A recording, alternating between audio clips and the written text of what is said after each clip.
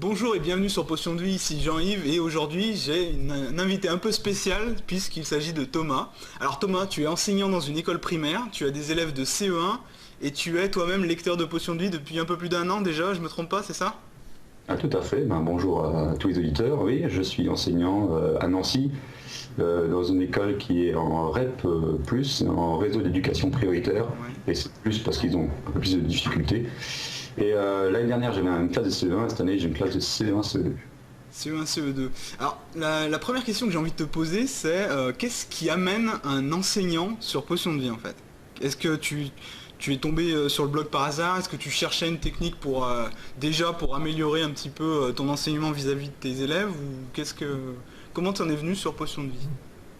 Alors, j'en suis venu simplement par curiosité personnelle. J'ai découvert les blogs il y a un an et demi et j'en ai découvert pas mal.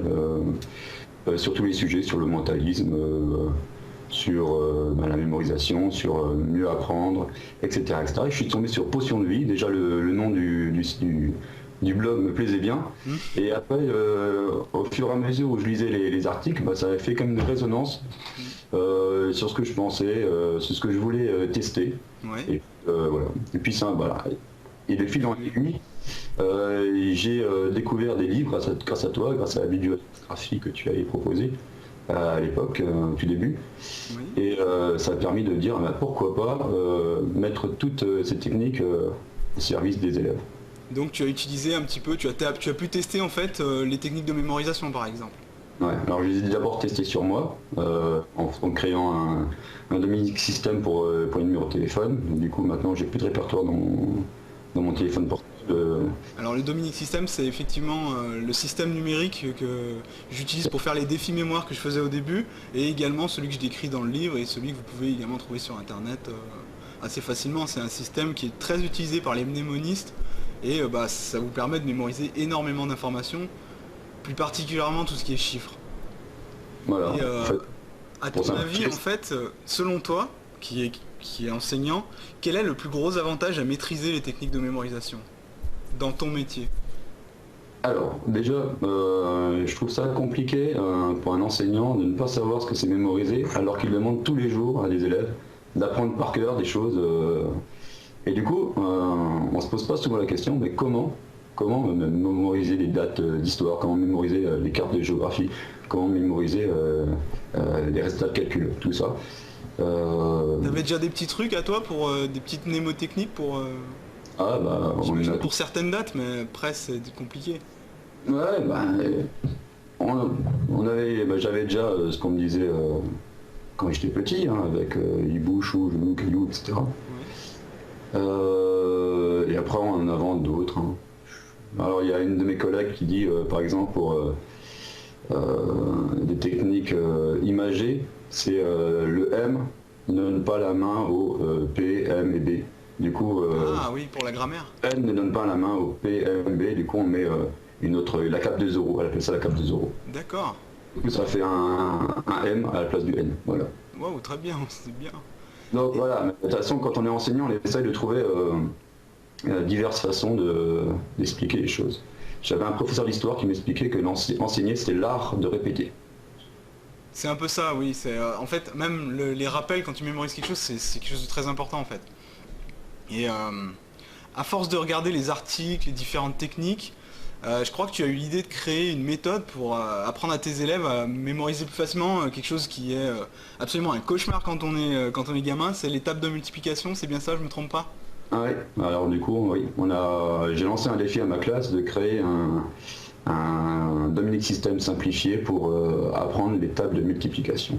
Alors l'idée n'est pas de moi, elle vient de Mathieu Protin, un enseignant qui lui a vendu son système. Voilà. D'accord. Et toi en fait comment tu t'y es pris? T'as lancé ça sous forme de défi, tu dis mais enfin concrètement comment t'as fait vis-à-vis de ta classe? Tu as dit on va faire un jeu aujourd'hui, qu'est-ce que tu leur as dit? Je suis venu et j'ai montré une vidéo de Mathieu Protin qui avait fait un petit dessin animé avec le 7 x 9 égale 63. Donc le 7 il l'avait transformé en un plongeoir, le 9 c'était un plongeur qui allait faire un salto arrière Et du coup, 7 x 9, ça revient à le plongeur, il tombe la tête et il se bosse. Donc ça faisait 63. Et je trouvais ça l'idée pas mal, de faire des petites histoires en transformant les nombres par les images. Le fait est que, avec toutes mes lectures sur la mémorisation que j'ai effectuée, les images personnelles, les images qu'on a construites, ce sont les plus fortes, les plus imprégnantes pour le cerveau. Et du coup, je voulais vraiment impliquer mes élèves dans cette construction de petites histoires pour apprendre autrement les tableaux. Ils ont accroché direct ou c'était un peu dur au début? Ils ont accroché direct, c'était amusant, ils ont bien fait. C'était un peu compliqué au départ, donc j'ai donné des idées. Le 3, qu'est-ce que ça pourrait devenir? Et on a étalé sur le tableau différentes images que pourrait faire un 3. Puis après, essayer de les prendre pour construire les histoires. C'était très intéressant, du coup ça fait travailler l'imagination, ça fait travailler la parole. Ouais. Pas plus mal. Et puis, ça fait participer aussi peut-être un peu. Ça fait participer, voilà. Un peu tout le monde. Alors cette méthode, tu me l'as envoyée, et la bonne nouvelle pour ceux qui nous écoutent ou qui nous regardent, c'est que vous pouvez la télécharger absolument gratuitement sur le lien en dessous de cette vidéo. Et voilà, vous pourrez l'utiliser, voir un petit peu le travail de Thomas, c'est vraiment du très bon boulot. Je vous recommande de le télécharger et de l'utiliser, pourquoi pas même de l'enseigner vous-même à vos enfants. Merci Thomas déjà pour ce cadeau, c'est vraiment ça mérite d'être souligné. Les initiatives comme la tienne sont pas si fréquentes, et voilà, donc je tenais à te remercier de ma part, mais aussi je pense de la part de beaucoup de lecteurs de potions de vie. Ouais, c'est normal. Vu les cadeaux que tu m'as fait en découvrant toutes ces techniques, je pensais que c'était normal. Et puis mon boulot, c'est quand même d'enseigner à tout le monde, quoi, que tout le monde réussisse. Le savoir aussi, ouais. Ouais, c'est ça. Je veux dire, voilà. Si tout le monde peut réussir avec ça, ça me va bien. C'est ta façon à toi de changer le monde, en fait. Bon, oui.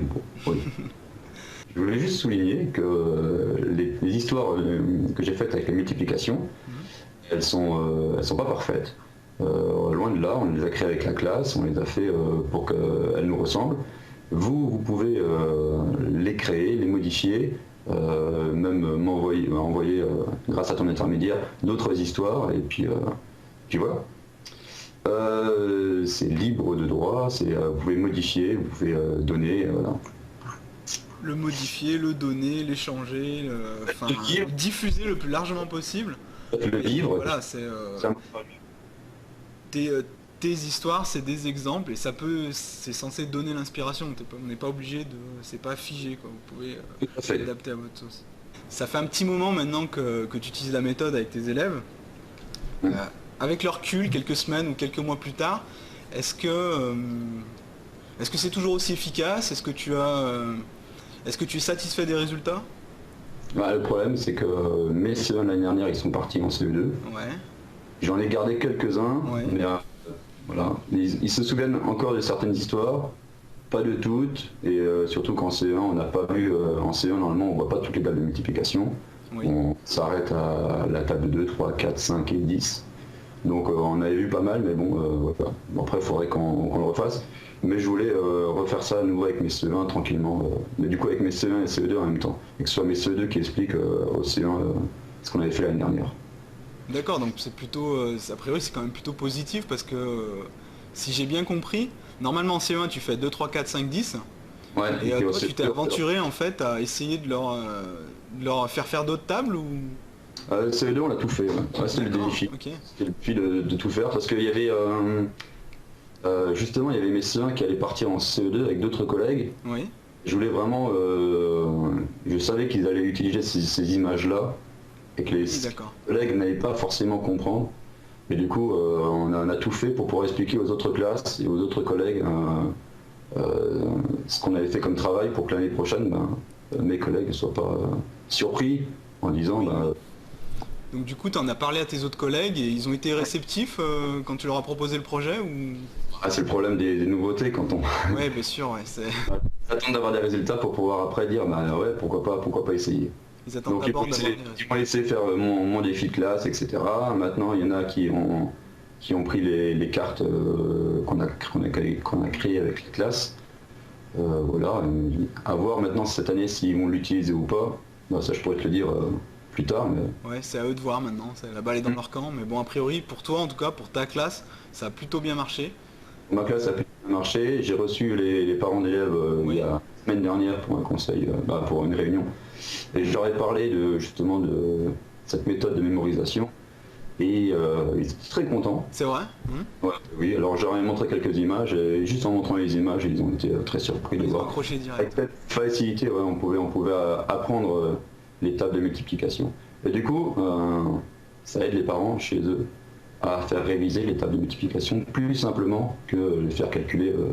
Ouais, simplement par répétition en fait, comme on faisait, on répétait jusqu'à ce que ce soit automatique par cœur. Ou alors apprendre par réitération d'addition en faisant la table de 6, 12, 18, 24, 30, Ouais. 36. Donc là, c'était une façon différente. Et, voilà. Donc tu as testé ça avec ta classe pour les maths. Est-ce que tu as eu l'idée d'utiliser ou de même de créer d'autres méthodes pour d'autres matières ou... Et ben, cette année, je suis en train de créer un gros projet. Donc, on va voir si ça va fonctionner. C'est un genre de gamification. Ouais. Alors, encore un terme que tu utilises souvent. Ah oui oui. T'es pas tombé sur l'article avec la vidéo World of Ah, j'y suis tombé après, mais c'est une vieille idée, mais C'est dans j'y suis l'idée, tombé ouais. plus tard. Ouais, ouais, ouais. Mais c'est pour l'écriture, là. Donc, je suis en pleine expérimentation. J'en ai parlé aux parents. Ils sont chauds pour C'est vrai. que leurs élèves expérimentent ça. Mhm. Mais après, c'est compliqué. Je suis pas sûr des résultats, donc. Sans rentrer dans trop de détails, tu peux nous en dire un ou deux mots ou c'est trop Ouais. encore c'est top secret ou... Non, c'est pas top secret. Alors, pour faire simple, j'ai appelé ça donjon et grammaire. Ouais. La phrase, elle devient une salle de trésor. Et Mhm. du coup, un donjon, c'est un texte qui a plusieurs salles de trésor. D'accord. Et le projet, c'est pour, quand ils se relisent, après avoir écrit une phrase, quand ils se relisent, d'avoir des facilités à retrouver leurs fautes tout seuls. Donc à être autonome. Ça c'est important, ouais. Ouais. Donc je leur dis, bah, vous êtes un aventurier, et puis le but du jeu, c'est de traverser les salles et de ramasser le plus de trésors, en ayant le moins de blessures à la fin de l'aventure.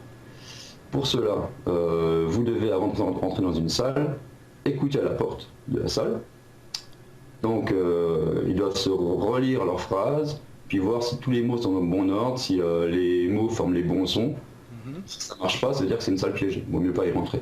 Donc vaut mieux qu'ils relisent de nouveau et puis qu'ils réécrivent en remettant les mots qu'ils ont oubliés. D'accord. Les blessures en fait c'est les fautes qu'ils font. Alors les blessures, voilà, c'est chaque point qui est pas appliqué, ce sera une blessure. Alors, c'est comme le pendu, nous on enlève des bras, des D'accord, jambes. oui. Mhm. Voilà.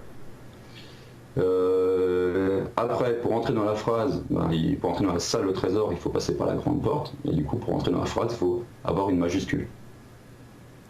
D'accord? Très juste. Mhm. Au bout, quand on rentre dans la salle, on vient pas pour rien. Et du coup, il faut qu'on voit le trésor. Alors le trésor, ça va être le point de fin de phrase Oui. qui va rapporter un sou d'or. Voilà.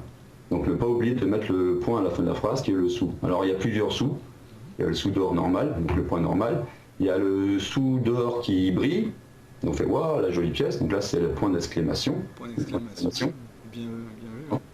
Après, tu as le sou d'or où on frotte un petit peu, il y a un génie qui sort et qui va te poser une question. Ça, c'est le point d'interrogation. Ouais. Et puis tu as les trois petits points. Tu as les trois sauts qui se suivent. Hein. Il va avoir sûrement quelque chose derrière. Suspense. C'est les suspensions. Voilà. Pour un peu expliquer les ponctuations avec la chasse au trésor. Puis après, donc il y a plusieurs autres choses qu'on va faire. Le troisième point, c'est vérifier les mots qu'on a appris, parce qu'on va écrire les phrases avec des mots qu'on a appris toute l'année. Donc là, je suis en train d'essayer de trouver une méthode pour qu'ils mémorisent bien les mots, en les transformant en créatures, en monstres, en les faisant dessiner. Donc ça, vraiment, je ne peux pas t'en expliquer plus, parce que je suis vraiment dans la création pure. T'en as au début, mais en tout cas, tu utilises bien toutes les techniques, en fait, tout ce qui est d'art de la mémoire, tu essaies de l'utiliser avec ta classe. Et, finalement, tu as un bon retour de la part des parents, tu as des résultats en classe, et puis peut-être que tes collègues, ils adhéreront à ton projet, peut-être qu'ils vont te copier, on ne sait pas. J'ai déjà expliqué à mes collègues, ils attendent d'avoir les résultats. Donc, Ils attendent de voir les résultats, oui, c'est un peu normal, parce que comme c'est un peu nouveau, bon voilà, c'est un peu risqué de remettre toute la pédagogie, ou même une partie en jeu pour une méthode que finalement tu connais pas. Mm. Euh, Voilà, mais on pourra en parler une autre fois Ah bah avec plaisir, oui. Parce que c'est encore long à expliquer, mais voilà. Il y aura encore, on verra le sujet, le verbe, le sujet est transformé en prisonnier. Si et tu le veux verbe, mettre elle cette le faire technique bien. en place, et Ouais. moi c'est avec plaisir que je te recevrai à nouveau ou que j'accepterai ou que, enfin, que tu me... Ouais, je vois. je recevrai avec plaisir tes comptes rendus ou les résultats d'expérience que tu as menés, ce qui a marché, ce qui a pas marché. Je pense que les lecteurs aussi seront très contents de savoir, parce que je sais il y a des enseignants qui nous suivent régulièrement, et je pense qu'ils seraient également eux contents de savoir que d'autres utilisent les techniques qu'ils hésitent à utiliser eux-mêmes. Ouais, bah, allez-y, hein. Je demande juste l'avis aux parents, et puis généralement, c'est des avis Ouais. positifs. Mm. Ils sont contents Ils sont contents. Tant que ça motive les élèves, voilà, Ouais, je pense que quand tu mets la composante jeu Hum, dans quelque chose qui est un peu rébarbatif, tout de suite, t'as une autre attention et un autre engagement de la part des élèves. voilà. Et pour finir, en fait, est-ce que tu aurais un conseil à donner à tous ceux qui seraient intéressés par utiliser les techniques de la mémorisation, mais qui hésitent un peu, ils se demandent si c'est bien. Est-ce que tu as un conseil pour comment commencer, par exemple? Comment commencer? Comment, oui, par où commencer ou quoi faire, comment se jeter à l'eau, comment essayer ça en fait. Quel conseil tu leur donnerais? Alors le premier truc qui m'a donné vraiment envie d'essayer, c'était le livre de Joshua Fort, Aventure au cœur de la mémoire. Ah, ouais. Il était Ouais. terrible ce livre. Ouais. Voilà, c'est une enquête journaliste, une enquête d'un journaliste qui a découvert toute cette méthode-là et qui l'a appliquée. Et du coup, tu te dis, si lui il a réussi, pourquoi pas toi? Il connaissait absolument rien, il avait même une mauvaise mémoire. Je vais mettre au passage, je mettrai le lien du livre ci-dessous aussi pour que vous voyez un petit peu de quel livre on parle. J'en avais déjà parlé sur Potion de Vie, mais c'est vrai que c'est un excellent livre. Surtout si vous n'y connaissez rien aux techniques de mémorisation, comme ce fut le cas du journaliste Joshua Fouer, qui est devenu champion des États-Unis après un an d'entraînement. Et voilà, c'est une excellente entrée en matière dans la mémorisation. Voilà. Puis après, il y a ton site où là, du coup, on voit les applications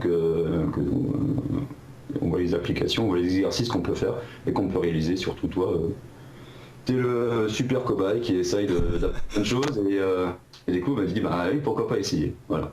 Donc du coup, moi, je me suis testé à apprendre mes numéros de téléphone en les créant sous forme d'histoire. J'ai essayé de mémoriser les jeux de cartes, l'ordre des cartes. Ouais. Du Très coup, bon exercice. Ça n'a pas d'utilité dans la vie quotidienne, mais ça permet de faire travailler tout ça et de faire travailler le Dominique System qu'on crée finalement. ouais, voilà. Mais bon, je suis pas arrivé à... T'es pas arrivé encore? Non, si, j'ai à 9 minutes, mais pas plus bas. J'ai un peu de mal. Tu y C'est le arrives. problème des Loki, j'en ai pas assez, il faut que j'en crée. Voilà. Oui, surtout si tu fais plusieurs essais par jour. Ouais, après, le problème, c'est que l'image, elle est tellement forte, tellement prégnante, qu'à la Elle fin... reste longtemps. Voilà. Donc il te faut plusieurs voyages. Voilà. Même ta méthode diagonale, ça marche pas pour moi. Non. J'essaierai une En autre tout fois. cas, Thomas, il me reste à te remercier pour avoir pris le temps de faire cette interview, de répondre à mes questions et aussi à te remercier encore une fois pour la ressource que tu mets à la disposition des lecteurs et de tous ceux qui regardent cette vidéo en ce moment. Comme je vous le rappelle, vous pouvez télécharger, c'est juste ci-dessous. Je voudrais juste terminer sur une chose. Hmm. C'est que, alors, avec cette méthode-là, ça a été assez magique, surtout pour les élèves qui ont des difficultés à calculer en mathématiques, où ils pouvaient ressortir le résultat assez rapidement. Après, faut pas oublier que faut coupler ça avec des exercices pour les calculs réfléchis. Comme 9 x 5, ça pour 10 x 5 moins 5. Voilà. Faut pas que ce soit que de l'automatisme, il faut aussi qu'il y ait de la réflexion derrière. Merci encore Thomas. De rien. Avec plaisir. Je vous retrouve à bientôt pour une autre vidéo, une autre interview sur Potion de Vie. Salut!